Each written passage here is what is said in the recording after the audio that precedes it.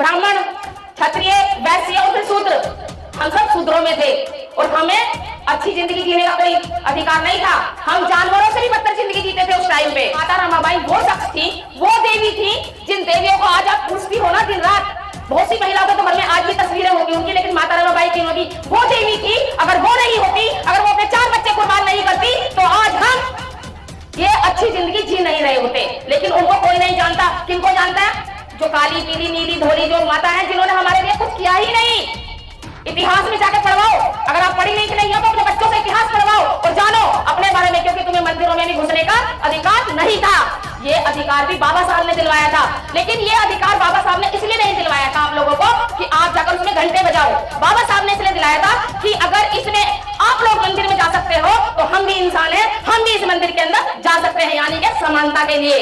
इसलिए बाबा साहब ने मंदिर में घुसाया था हम लोगों को। कालाराम आंदोलन जो बाबा साहब ने किया, कालाराम मंदिर है उसका आंदोलन जो किया वो बाबा साहब ने इसलिए किया था, ना कि इसलिए कि तुम घंटे बजाकर वहां मांगने जाओ और अपनी मेहनत की कमाई चढ़ा कर आओ। वहां चलना चाहिए कि हमारी देवियां कौन है। सावित्रीबाई फूले वो देवी थी कि जब उनकी शादी हुई तो उनको पढ़ने लिखने का बड़ा शौक था, लेकिन उस टाइम पे पढ़ने लिखने का अधिकार महिलाओं को नहीं था।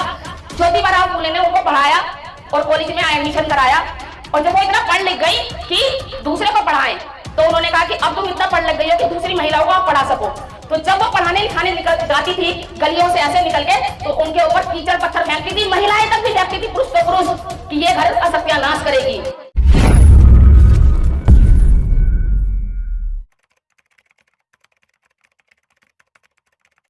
अच्छा ये बताओ, बाबा साहब के बारे में कितनी महिलाएं जानती हैं? रख दो। बाबा साहब के बारे में कितनी महिलाएं जानती हैं? सब जानती है। माता रमाबाई कौन थी? नहीं पता? तो माता रमाबाई के बारे में नहीं पता। जैसे आप अपने पति की पत्नी है ना, वैसे ही बाबा साहब की पत्नी माता रमाबाई थी, और उनके बगैर बाबा साहब कोई काम नहीं कर सकते थे। अगर वो उनका साथ न देती, जैसे हम कर देते कि हमारे पति अगर किसी प्रोग्राम में गए तो हम कहते देख लो जाना नहीं, क्या रोज रोज तुम मुंह उठा के चले जाते हो प्रोग्रामों में, घर का कोई काम करते ही नहीं हो। अगर यही बात माता रमाबाई बोलती बाबा साहब से तो आज हम स्वतंत्रता से नहीं जी रहे होते, हम गुलामी की जिंदगी जी रहे होते। क्योंकि जब वर्णावस्थाएं थी तो हम ब्राह्मण, क्षत्रिय, वैश्य और शूद्र, हम सब शूद्रों में थे और हमें अच्छी जिंदगी जीने का कोई अधिकार नहीं था। हम जानवरों से भी बदतर जिंदगी जीते थे उस टाइम पे। हम नहीं, बेशक हमारे पूर्वज जीते थे, लेकिन आज बाबा साहब की बदौलत हम इंसानों वाली जिंदगी जी रहे हैं। माता रमाबाई के बारे में मैं थोड़ा आपको बताऊंगी कि माता रमाबाई वो शख्स थी, वो देवी थी जिन देवियों को आज आप पूछती हो ना दिन रात। बहुत सी महिलाओं के तो घर में आज भी तस्वीरें होगी उनकी, लेकिन माता रमाबाई की होगी। वो देवी थी, अगर वो नहीं होती, अगर वो अपने 4 बच्चे कुर्बान नहीं करती तो आज हम ये अच्छी जिंदगी जी नहीं रहे होते। लेकिन उनको कोई नहीं जानता। किनको जानता है? जो काली पीली नीली धोली जो माता है जिन्होंने हमारे लिए कुछ किया ही नहीं। इतिहास में जाकर पढ़वाओ, अगर आप पढ़ी लिखी नहीं हो तो अपने बच्चों से इतिहास पढ़वाओ और जानो अपने बारे में, क्योंकि तुम्हें मंदिरों में भी घुसने का अधिकार नहीं था। ये अधिकार भी बाबा साहब ने दिलवाया था, लेकिन ये अधिकार बाबा साहब ने इसलिए नहीं दिलवाया था आप लोगों को कि आप जाकर उसमें घंटे बजाओ। बाबा साहब ने इसलिए दिलाया था कि अगर इसमें आप लोग मंदिर में जा सकते हो तो हम भी इंसान हैं, हम भी इस मंदिर के अंदर जा सकते हैं, यानी कि समानता के लिए। इसलिए बाबा साहब ने मंदिर में घुसाया था हम लोगों को। कालाराम आंदोलन जो बाबा साहब ने किया, कालाराम मंदिर है उसका आंदोलन जो किया वो बाबा साहब ने इसलिए किया था, ना कि इसलिए कि तुम घंटे बजाकर वहां मांगने जाओ और अपनी मेहनत की कमाई चढ़ा कर आओ वहां पर। और पले कौन तुम्हारे उससे? जो पंडित पुजारी वहां बैठे हैं, उन पैसों से उनके बच्चे अच्छी शिक्षा पाए, विदेशों में पढ़े। इसलिए बाबा साहब ने मंदिर में नहीं घुसाया था हम लोगों को।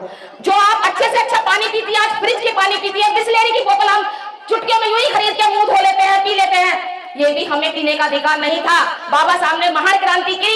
उस तालाब में, जिस तालाब में जानवर पानी पीते थे, उस तालाब से पानी पीने का अधिकार भी हमें नहीं था। ये भी अधिकार हमें बाबा साहब ने दिलाया, और उसमें सहयोग किसने किया? माता रमाबाई ने। आज बाबा साहब को सब लोग याद तो करते हैं बाबा साहब को 14 अप्रैल पे, कि 14 अप्रैल बड़ी धूमधाम से मनाते हैं, निकल भी आते हैं, लेकिन भैया पूरे साल कहां खुश हो जाते हो तुम लोग? तब याद क्यों नहीं आते बाबा साहब? तब तो जाते हैं देवी की जात पे चले जाते हैं, बाबा के उस पे चले जाते हैं, धाम पे चले जाते हैं, तब बाबा साहब याद नहीं आते, तब माता रमाबाई याद नहीं आती जिस देवी ने आपके लिए अपने 4 बच्चे कुर्बान किए। बाबा साहब आपके लिए विदेश में पढ़ रहे थे और माता रमाबाई पे 4 बच्चों का भार था पालने का, और माता रमाबाई कंडे पाल पाल कर बेचकर उनका पालन पोषण करती थी, खिलाती पिलाती थी। लेकिन इतना पैसा नहीं आता था कि अच्छा खाना माता रमाबाई अपने बच्चों को खिला सके। उनके बच्चे कुपोषण का शिकार हो गए। अगर आज अपने बच्चों को अच्छा खाना नहीं खिलाएंगे तो हमारे बच्चे बीमार हो जाएंगे कि नहीं हो जाएंगे? वैसे ही उनके बच्चे बीमार हो गए और एक एक करके खत्म हो गए। जब बाबा साहब को लंदन जाना था तो बाबा साहब अंदर पढ़ाई कर रहे थे और माता रमाबाई परेशान होकर बाहर अंदर बाहर घूम रही थी। तो बाबा साहब ने देखा कि माता वही रमाबाई क्यों घूम रही है, तो आके पूछा कि क्या बात है, क्यों घूम रही हो इधर से उधर? कोई कुछ नहीं बाबा साहब आप पढ़ लो। ये नहीं बताया कि राज रतन को बुखार है और इतना तेज बुखार है कि वो बुखार से तप रहा था अंदर कमरे में। लेकिन माता रमाबाई ने नहीं कहा। अगर हम जैसे होते तो कह देते कि कहाँ जाना है तुम्हें, अपने बच्चे को देखो, यही कहेंगे ना। लेकिन माता रमाबाई ने क्या कहा कि कुछ नहीं हुआ। सुबह होते होते उनका बच्चा खत्म हो गया। अब अगर हमारा बच्चे को ऐसा कुछ होगा तो क्या हमारे पति जाएंगे कहीं? कहीं नहीं जाएंगे। लेकिन बाबा साहब तो चले गए, छोड़ के अपने बच्चे को चले गए। वो किसके लिए? वो आप लोगों की वजह से। तो ऐसी थी हमारी माता रमाबाई, वो देवी है हमारी, उनके अलावा कोई देवी नहीं है। ये काली पीली हमारी देवियां नहीं है। इन्होंने हमारे लिए कोई संघर्ष नहीं किया। संघर्ष किया तो माता रमाबाई ने क्या किया? फिर सावित्रीबाई फूले ने किया। जो ज्योतिबा फूले हैं, इनकी जो पत्नी थी सावित्रीबाई फूले, उनकी भी आपको बता दूं, क्योंकि जो जिन देवियों को आप पूछ रही हैं वो तुम्हारी देवियां है नहीं। जो असल में तुम्हारी देवियां हैं उनको तुम जानती ही नहीं हो। सावित्रीबाई फूले वो शख्स थी कि महिलाओं को पढ़ने लिखने का अधिकार नहीं था, लेकिन ज्योतिबा फूले ने अपनी पत्नी को, क्योंकि टाइम कम है इसलिए जल्दी आपको बता रही हूँ, क्योंकि आपको पता चलना चाहिए कि हमारी देवियां कौन है। सावित्रीबाई फूले वो देवी थी कि जब उनकी शादी हुई तो उनको पढ़ने लिखने का बड़ा शौक था, लेकिन उस टाइम पे पढ़ने लिखने का अधिकार महिलाओं को नहीं था। ज्योतिबा फूले ने उनको पढ़ाया और कॉलेज में एडमिशन कराया।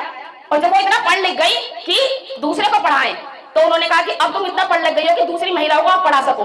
तो जब वो पढ़ाने लिखाने निकल जाती थी गलियों से ऐसे निकल के, तो उनके ऊपर कीचड़ पत्थर फेंकती थी। महिलाएं तक भी फेंकती थी, पुरुष तो पुरुष, कि ये घर का सत्यानाश करेगी।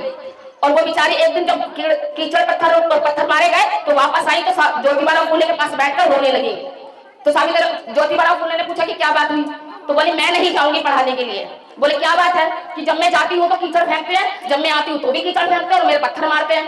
तो ज्योतिबा फूले ने कहा कि तुम, मैं एक बात बताता हूँ, तुम ये काम करो कि एक साड़ी घर से रख के लेके जाया करो, और जब तुम यहाँ से जाया करो तो वहां जाके बदल लिया करो, और जब आया करो तुम फिर बदल के आया करो। तो उन्होंने ऐसा ही किया और एक त्याग तुम्हारे लिए और दिया उन्होंने, जो कोई महिला नहीं दे सकती, मैं भी नहीं दे सकती। उन्होंने कहा, एक दिन बैठे थे दोनों पति पत्नी, तो उन्होंने कहा कि सावित्री एक बात कहना चाहता हूँ। कि क्या? कि देखो, अगर हम इस समाज को पढ़ा लिखा रहे हैं दोनों, अगर हमारे बच्चे हो गए तो हम तो अपने बच्चे पालने में लग जाएंगे, क्योंकि मैं कमाने जाऊंगा और तुम घर संभालोगी। तो ये जो मेरा अनपढ़ समाज है तो इनको कौन पढ़ाएगा? तो उन्होंने निर्णय लिया कि हम बच्चे पैदा ही नहीं करेंगे।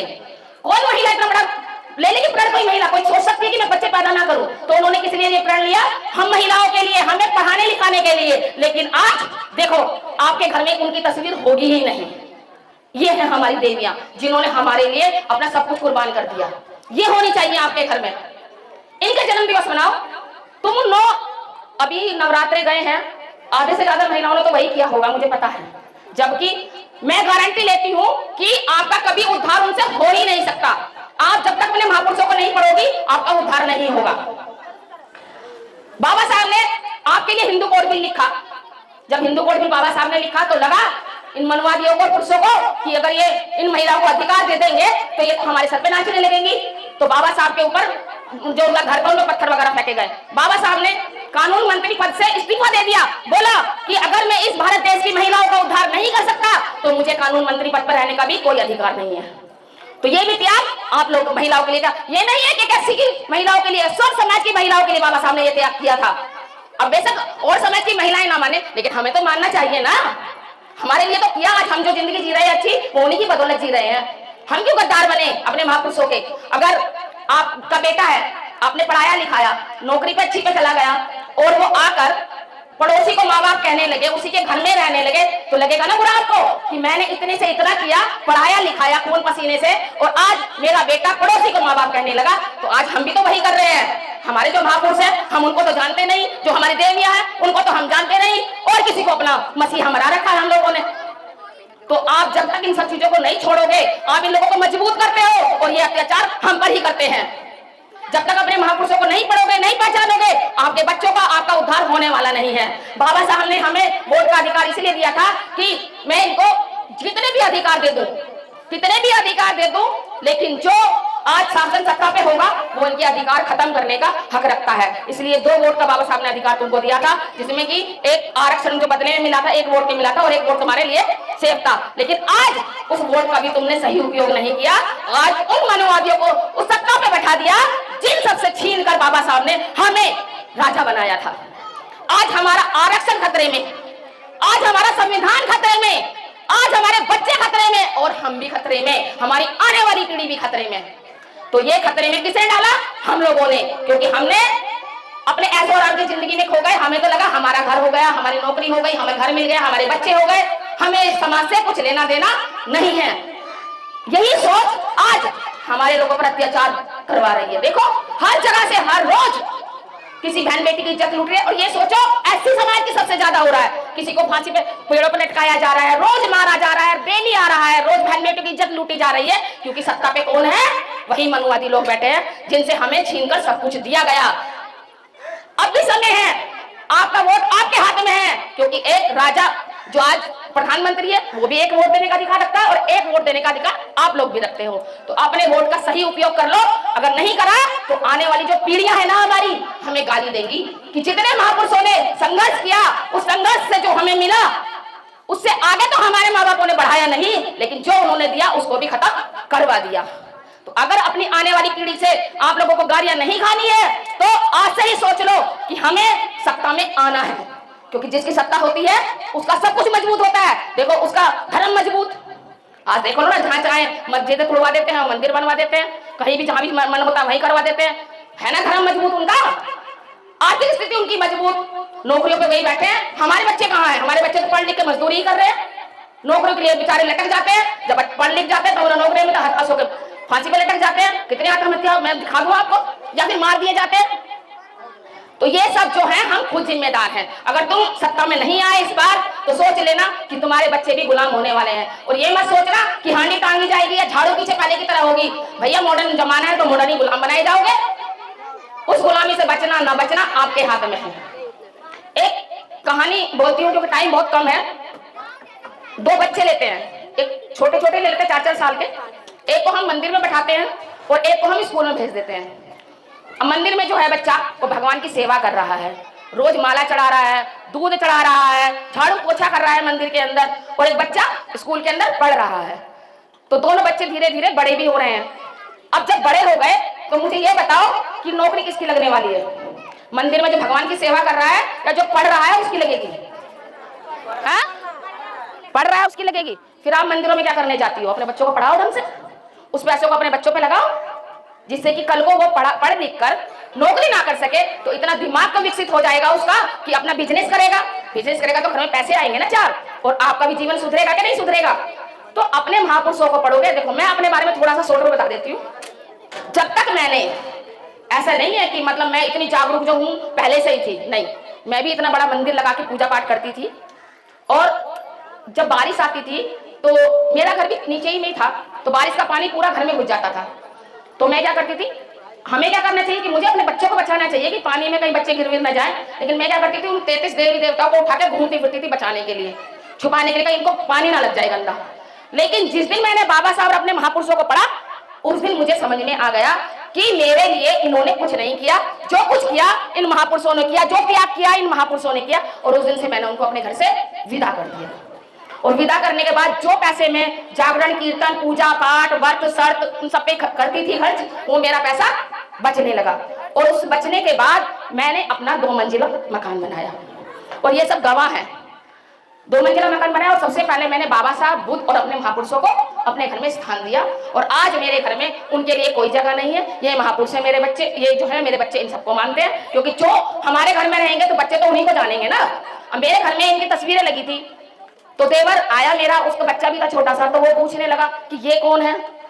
तो उनके घर में नहीं होगी तस्वीर, जब भी पूछा होगा कि ये कौन है, तो मेरे देवर ने बताया कि ये वो मसीहा है जिनकी वजह से आज हम अच्छा जिंदगी जी रहे हैं। मतलब ना चाहते हुए भी उनको उनके बारे में बताना पड़ा। तो आपके घर में जब इनकी तस्वीरें होंगी तो कोई भी बाहर से आएगा या उनका बच्चा होगा तो पूछेगा ना कि हम इनको क्यों मानते हैं। तो इसी तरीके से आप अपने महापुरुषों को अपने घर में रखिए। और मैंने पढ़ने के बाद मैं 8वीं पढ़ी हुई थी जब मैंने अपने महापुरुषों को जाना, और उसके बाद मैंने पढ़ाई शुरू करी और आज मैं एडवोकेट हूँ। 2011 से पढ़ाई शुरू की है मैंने, और जब तक मैं रहूंगी तब तक आगे पढ़ाई करती ही रहूंगी, क्योंकि हमारे बाबा साहब हमारे महापुरुषों ने भी तो आजीवन पढ़ाई की है ना। तो मैं ये बता रही हूँ कि शिक्षा वो शेरनी का दूध है, जो उन्होंने कहा था जो पिएगा वो दहाड़ेगा। तो अगर अपने बच्चों को दहाड़ना सिखाना है, इन मनुवादियों से टक्कर लेना सिखाना है, तो आप लोगों को अपने बच्चों को शिक्षित करना पड़ेगा और अपने इन पाखंडों को